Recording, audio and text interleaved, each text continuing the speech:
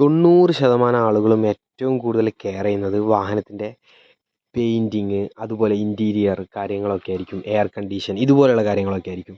പക്ഷേ ഗൈസ്, നിങ്ങൾക്ക് ഉറപ്പായിട്ടും ഒരു ലോങ് ഡ്രൈവ് നിങ്ങൾക്ക് ടെൻഷൻ കൂടാതെ പോകണമെന്നുണ്ടെങ്കിൽ നിങ്ങളുടെ മെക്കാനിക്കൽ സൈഡ് പെർഫെക്റ്റ് ആയിരിക്കണം. നമ്മൾ ഈ കാണുന്നത് i20 ആണ്.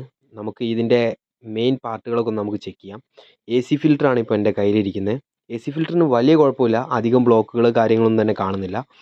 അതുപോലെ ഇപ്പോൾ നമ്മൾ കാണുന്നത് റിയർ ബ്രേക്സ് ആണ്.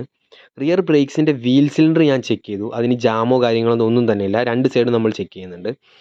പക്ഷേ എനിക്കിതിൽ ചെറിയൊരു മൈന്യൂട്ട് മിസ്റ്റേക്കായിട്ട് തോന്നുന്ന കാര്യം എന്ന് പറഞ്ഞു കഴിഞ്ഞാൽ, ഇതിൻ്റെ ആ ഒരു കോണ്ടാക്റ്റ് വരുന്ന ഭാഗങ്ങളിൽ ഗ്രീസ് ഇല്ല. അപ്പോൾ നമ്മൾ ആ ഒരു ഭാഗത്ത് നമുക്ക് ഗ്രീസ് ചെയ്യേണ്ടതായിട്ടുണ്ട് ബാക്ക് സൈഡിലായിട്ട്. ഇത് ചെയ്തില്ലെങ്കിൽ നമുക്കുണ്ടാകുന്ന കുഴപ്പമെന്ന് പറഞ്ഞാൽ, ഒരിക്കലും ഇതൊരു ബ്രേക്ക് ഡൗണിലേക്ക് നമ്മുടെ കാറിനെ കൊണ്ടുപോകില്ല. പക്ഷെ നമ്മൾ കാർ ഡ്രൈവ് ചെയ്യുന്ന സമയത്ത് ബ്രേക്കിംഗ് ചെയ്യുന്ന സമയങ്ങളിൽ നമുക്ക് സൗണ്ട് ഫീൽ ചെയ്യാൻ ചാൻസ് ഉണ്ട്. ഓക്കെ, നമുക്കിനി ഇമ്പോർട്ടൻ്റ് ആയിട്ടുള്ള കാര്യങ്ങൾ നോക്കാം. Engine oil. ഇത് നമ്മുടെ ഒരു ഫ്രണ്ട് വാങ്ങിയ കാറാണ്. ഇപ്പോൾ കുറച്ച് ദിവസങ്ങളായിട്ടുള്ളൂ. എൻജിൻ ഓയിൽ വലിയ മോശമാണെന്ന് കണ്ടിട്ട് തോന്നുന്നില്ല. അപ്പോൾ നമുക്ക് അടുത്ത് ചെക്ക് ചെയ്യാനുള്ളത് നമ്മുടെ എൻജിൻ കൂളൻ്റ് ആണ്. കൂളൻ്റ് നോക്കുന്ന സമയത്ത് അതിൻ്റെ അകത്ത് വെള്ളമാണ്. അപ്പോൾ നമുക്കതൊന്ന് റീപ്ലേസ് ചെയ്യണം. വെള്ളമാണോ ഡിസ്റ്റിൽഡ് വാട്ടർ ആണോ എന്ന് നമുക്ക് അറിയില്ല കേട്ടോ. പക്ഷേ നമ്മളിപ്പോൾ ഈയിടെ അടുത്ത് നമ്മൾ വലിയ കോസ്റ്റ് കൊടുത്ത് വാങ്ങിയൊരു വാഹനമാണ്. അപ്പോൾ നമുക്ക് റിസ്ക് എടുക്കേണ്ട കാര്യമില്ല. അപ്പോൾ നമുക്ക് ഇതിൻ്റെ റേഡിയേറ്റർ ഒന്ന് ഡ്രെയിൻ ചെയ്യാം. ഈ റേഡിയേറ്ററിൻ്റെ കൂളൻ്റ് ഡ്രെയിൻ ചെയ്യുക എന്ന് പറഞ്ഞാൽ വളരെ ഈസിയാണ്. നമ്മൾ ടോപ്പ് സൈഡിൽ വരുന്ന ക്യാപ്പ് നമുക്കൊന്ന് റിമൂവ് ചെയ്യണം.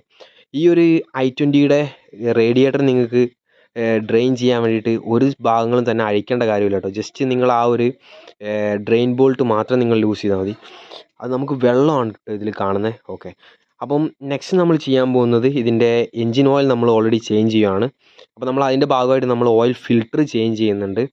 ഓയിൽ ഫിൽറ്റർ നമ്മൾ നിർബന്ധമായിട്ട് ചേഞ്ച് ചെയ്യേണ്ട കാര്യമാണ്. കാരണം എന്താണെന്ന് വെച്ച് കഴിഞ്ഞാൽ ഓയിൽ പ്രഷർ നമുക്ക് കിട്ടില്ല കേട്ടോ മാറിയില്ലെങ്കിൽ.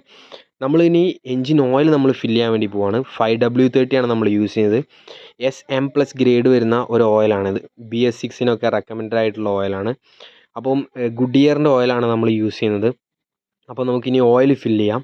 നമ്മളൊരു പുതിയ വാഹനം വാങ്ങിയ സമയത്ത് ഓയിൽ, അതുപോലെ engine coolant, front and rear brakes, ഇതൊക്കെ വളരെ ഇമ്പോർട്ടൻ്റ് ആയിട്ടുള്ളൊരു കാര്യമാണ്. നമ്മളിത് നിർബന്ധമായിട്ട് ചെക്ക് ചെയ്യണം. കാരണം നമുക്ക് അറിയാവുന്ന കാര്യമാണ്, നമ്മളെന്തായാലും പുതിയ ഒരു കാർ വാങ്ങിയ സമയത്ത് നമ്മൾ അധികം പൈസ വീണ്ടും അതിലേക്ക് സ്പെൻഡ് ചെയ്യണമെന്ന് നമ്മൾ ശരിക്കും ചിന്തിക്കും. കാരണം ഓൾറെഡി നമ്മൾ നല്ലൊരു എമൗണ്ട് മുടക്കിയിട്ടായിരിക്കും ആ ഒരു കാർ മേടിക്കുക. പക്ഷേ നമ്മൾ ഈ ഒരു മെയിൻ്റനൻസ് അതിന് കൊടുത്തില്ലെങ്കിൽ നമ്മൾ ആ മുടക്കിയ വലിയൊരു എമൗണ്ട് വേസ്റ്റ് ആയിരിക്കും. കാരണം നമുക്ക് പിറകെ പണികൾ വന്നുകൊണ്ടേയിരിക്കും കേട്ടോ. അപ്പോൾ നമ്മൾ ഓയിലിൻ്റെ ഫില്ലിങ് ഏകദേശം കംപ്ലീറ്റ് ചെയ്തു. ഇനി നമുക്ക് ഏകദേശം ഒരു 8,000 ഒക്കെ വരുന്ന സമയത്ത് ഇതിൻ്റെ ഓയിൽ നമുക്ക് റീപ്ലേസ് ചെയ്യാം. നെക്സ്റ്റ് നമ്മൾ യൂസ് ചെയ്യുന്നത് കൂളൻ്റ് ആണ്. കൂളൻ്റ് എന്ന് പറഞ്ഞാൽ നമ്മൾ ഹെല്ലയുടെ കൂളൻ്റാണ് നമ്മളിതിൽ യൂസ് ചെയ്യുന്നത്. അപ്പോൾ നമ്മൾ ഇതിൽ കൂളൻറ്റും അതുപോലെ തന്നെ ഡിസ്റ്റിൽഡ് വാട്ടർ എല്ലാമാണ് നമ്മൾ യൂസ് ചെയ്യാൻ പോകുന്നത്. അപ്പോൾ നമുക്കിനി കൂളൻ്റ് ഫില്ല് ചെയ്യാം. ഇപ്പോൾ തന്നെ നമ്മൾ ഈ ഒരു കൂളൻറ്റിൻ്റെ കാര്യം പറയുകയാണെങ്കിൽ, സംഭവം ഇത് ചെറിയൊരു കാര്യമാണ്. നമ്മൾ കാർ ഡ്രൈവ് ചെയ്തുകൊണ്ടിരിക്കുമ്പോൾ ഒന്നും നമുക്ക് യാതൊരുവിധ ബുദ്ധിമുട്ടുകളും ഉണ്ടാവില്ല കേട്ടോ. പക്ഷേ നിങ്ങൾക്ക് എപ്പോഴെങ്കിലും ഒരു സമയത്ത് നമ്മുടെ എൻജിൻ്റെ അകത്ത് ഫുള്ളി, അതായത് നമ്മുടെ റേഡിയേറ്ററിൻ്റെ അകത്തും എല്ലാ ഭാഗങ്ങളിലും സ്കെയിലിങ്ങും റസ്റ്റിങ്ങും ഒക്കെ വന്ന് കഴിയുമ്പോഴാണ് നമുക്കിതൊരു പ്രശ്നമായി വരിക. ആ ഒരു സമയത്ത് പിന്നെ നമുക്ക് വലിയ ബുദ്ധിമുട്ടായിരിക്കും. നമ്മൾ ആ ഫുൾ കൂളിംഗ് സിസ്റ്റം തന്നെ റീപ്ലേസ് ചെയ്യേണ്ടി വരും. ഈ ഒരു വെള്ളം കാരണം ഉണ്ടാകുന്ന സ്കെയിലിങ് കാര്യങ്ങളൊക്കെ നമ്മുടെ എൻജിൻ്റെ ഉൾഭാഗത്തും എല്ലാ ഭാഗത്തും വരുന്നതായിരിക്കും. Okay guys, thank you for watching.